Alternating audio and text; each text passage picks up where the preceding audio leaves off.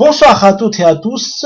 Désolé d'avoir manqué la vidéo hier parce que c'est un projet assez grand et je dois terminer le projet d'abord et puis essayer de découper ça en 4 parties pour samedi, dimanche, lundi et mardi. Et tous ces 4 parties nous permettent de générer une liste comme ça. Une liste de registres des accords ou des, on peut dire deal en anglais, des opérations arrivées pendant une certaine période, et puis tout ça, cette liste fait la ressource pour notre analyse pendant le cours de mercredi.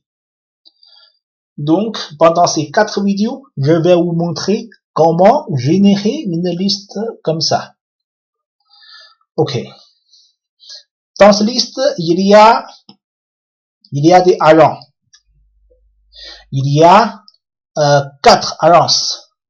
Il y a quelques types de produits et pour chaque accord, on a noté les revenus générés par cet accord. Bien sûr, c'est un exemple virtuel. Je l'ai généré avec les fonctions aléas et je vais vous montrer comment. Donc, après avoir lancé Anaconda, on utilise encore Jupyter. On utilise encore Jupyter et je vais ouvrir. Bien sûr, tu peux créer un nouveau. Pas de problème. Moi, je préfère utiliser toujours cette scratch comme ça. Et ok, je vais recommencer depuis tout début. Ok, on a, comme ce que j'ai dit, on a quelques agences. C'est une entreprise à Brest et Paris est la ville incontournable et puis les autres grandes villes de France, Marseille et Lyon.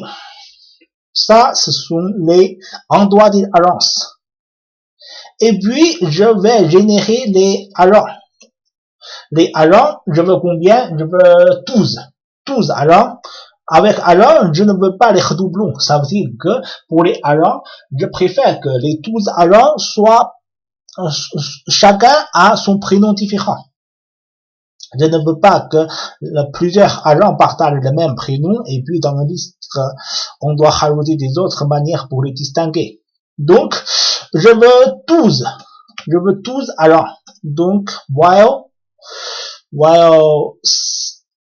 agent, c'est quoi ce type de données? Set, c'est quoi? Set, c'est pas comme liste. Liste est un ensemble de données avec des séquences. Donc, ça admet les doublons. Mais set, c'est un ensemble, ça ne reconnaît pas les séquences. Et ça va supprimer les redoublons. Donc, avec le type de set, si on a généré un prénom qui existe déjà, ça va être supprimé. Donc, agence, si la longueur d'agence, length, est inférieure à combien? Inférieure à 12. On va continuer pour générer pour générer des prénoms. Comment générer un prénom? Moi, ici, on a besoin de cette bibliothèque names. Alors, names, si tu n'as pas installé le package names, tu dois lancer ton terminal ici, et puis, c'est simple. Pip install names. Et puis, si ce n'est pas, et puis, entrée. Tout ça, si tu n'as pas, install. Pip install names. Comme ça. Et puis, ok. Already satisfied parce que j'ai déjà installé. Si tu n'as pas encore installé, il va installer ça pour toi. Et puis, n'oublie pas qu'une fois après avoir installé ça, tu dois redémarrer la plateforme Anaconda. pour que ce soit bien intégré et démarré. Ok, puisque j'ai déjà installé, je vais continuer. Comment faire? Si j'ai déjà importé la bibliothèque names et puis je peux utiliser get first name et puis par exemple gender, je veux un prénom first name, prénom masculin ou féminin. Je commence par masculin, le prénom masculin, ok, Thomas, et puis Edouard Philippe, ok, et puis si je veux un prénom féminin, female, Caroline, et puis Mary, Marie, ok, Sarah, ok, bien. Avec cette fonction, je peux générer un prénom. Donc, je vais changer ça à O. Donc, quel masculin ou féminin. Tout est possible. Ok. Et je veux ajouter la prénom généré où je vais add. Parce que il n'y a pas de séquence dans le type de données set, donc on doit utiliser la fonction add au lieu append. Add ça où? Agents. Ok. Je veux ajouter ça ici. Comme ça, on peut générer 12. Ok, je vais commenter ça ici. Ok. Générer. Non, c'est pas générer, c'est simplement donner, parce qu'il n'y a que 4000 données. Les sites d'agence. Les sites d'agence. Et puis, d'agence, non. Et puis, je vais générer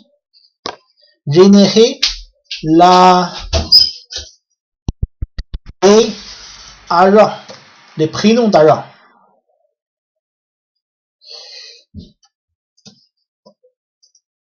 Le prénom des agents. Ok. Ok, je vais avoir ça comme agent. Agents print. Je vais avoir quoi à la fin?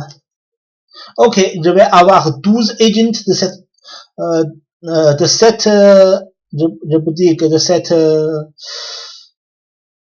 ensemble. Cet ensemble, après avoir supprimé tout ça, je vais reconvertir les agents en type list. Parce que il faut quand même des séquences pour que je peux bien manipuler ça après. Ok, maintenant, ça devient une liste des prénoms des agents. Ok, après avoir généré les agents et agences, il y a des types de produits. Type de produit, c'est simple, il n'y a que 3 types. Type de produit, ok. Product type. Ça, il y a blanc en français, blanc, gris et bleu. Ok, il y a trois types de produits. Et puis des revenus. Et puis il y a des revenus en euros. Donc pour les revenus, je préfère que le income minimum pour chaque accord, c'est par exemple 3000 euros. 3000 euros et income pour chaque accord, le maximum c'est 15 000 ou 15 000 ou 30 000, c'est pas, 15 000, ok, quel que soit, ou 30, ok, 30 000.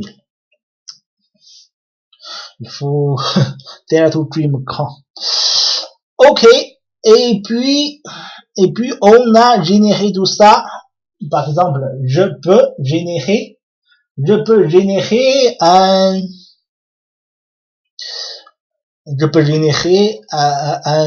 comment ça, un chiffre d'affaires ici.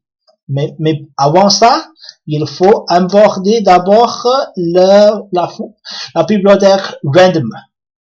Avec le random, on peut générer random. Ok, je vais raccourcir ça. As random. Ok, et puis random, et puis range. Ok, income min, income max.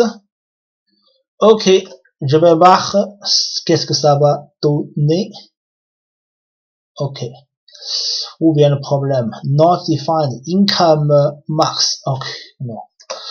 Ok, income min, income max. Ok, il a généré un chiffre comme ça. Ok.